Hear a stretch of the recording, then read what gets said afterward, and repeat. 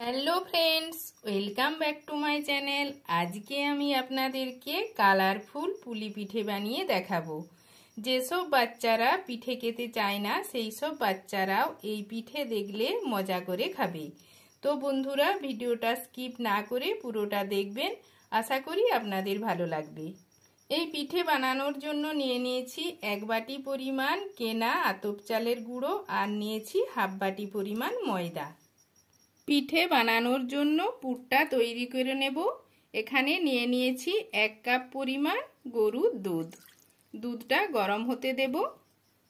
দুধটা গরম হয়ে গিয়েছে। এখানে আমি কিছুটা পরিমাণ খোয়া নিয়ে নিয়েছি। এই খোয়াটা আমি বাড়িতেই বানিয়ে রেখেছিলাম, এর মধ্যে দিয়ে দিচ্ছি। এরপর খোয়াটাকে দুধের সাথে মিশিয়ে নিচ্ছি।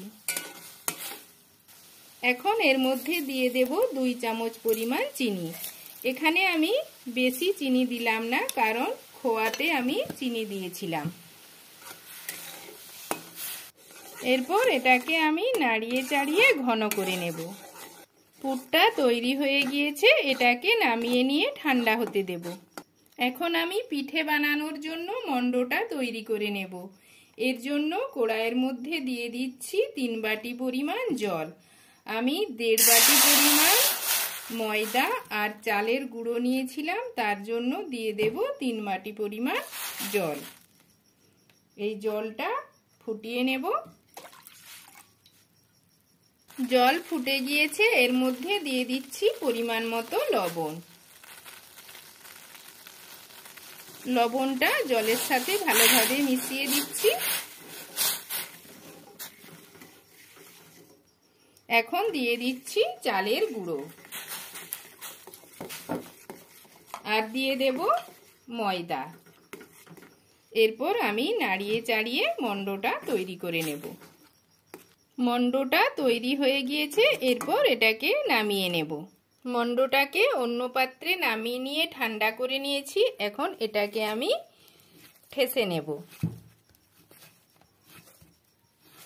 মণ্ডটাকে খুব ভালোভাবে ঠেসে নিয়ে একটা সফট ডো বানিয়ে নিয়েছি। এখন এর থেকে আমি অর্ধেকটা পরিমাণ মণ্ড নিয়ে নিচ্ছি।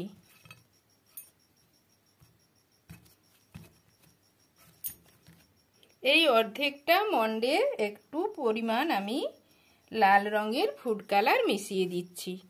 এই ফুড কালারটা মণ্ডর সাথে খুব ভালোভাবে মিশিয়ে নিচ্ছি। ফুড কালারটা মণ্ডর সাথে মিশিয়ে নিয়েছি। সাদা মণ্ডটাকে নিয়ে নিয়েছি, এর ওপর ময়দা ছড়িয়ে দিচ্ছি। এটাকে রুটির আকারে বেলে নেব।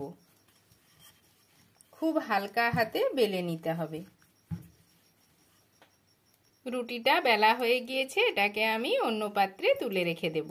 এখন আমি কালার দেয়া মণ্ডটাকে নিয়ে নিয়েছি, এটাকেও বেলে নেব।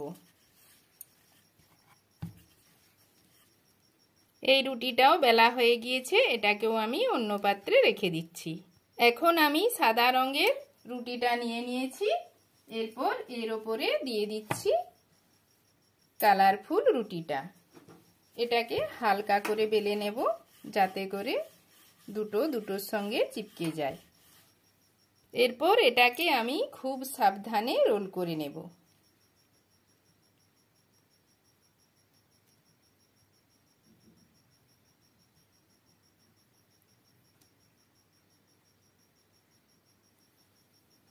খুব ভালোভাবে রোল করে নিয়েছি। এরপর এটাকে ছোট ছোট করে পিস করে নেব।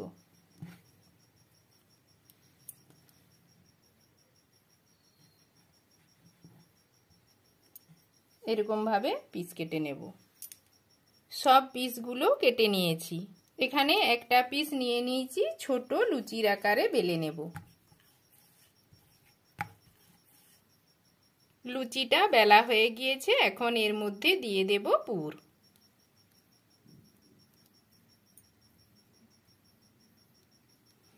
এরপর এটাকে আমি বন্ধ করে দিলাম। এবার আমি এর মুখটা চেপে চেপে বন্ধ করে দিচ্ছি। খুব ভালোভাবে চেপে নিতে হবে। এরপর আমি একটা ডিজাইন করে দিচ্ছি।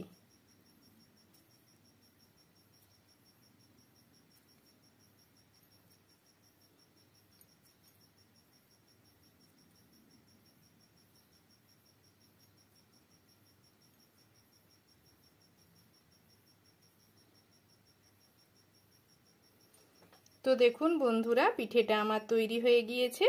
এরপর এটাকে আমি রেখে দিচ্ছি। এরকম ভাবে আমি সব পিঠেগুলো বানিয়ে নেব। পিঠেগুলো সব তৈরি করে নিয়েছি, এগুলোকে সেদ্ধ করে নেব।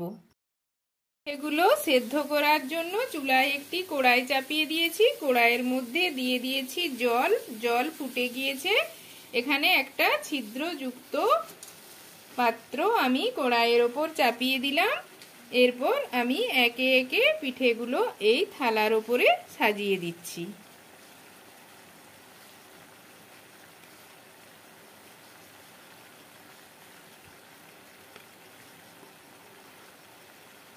এরপর এটাকে আমি ঢাকনা দিয়ে ঢেকে 5 মিনিটের মতো সেদ্ধ করে নেব।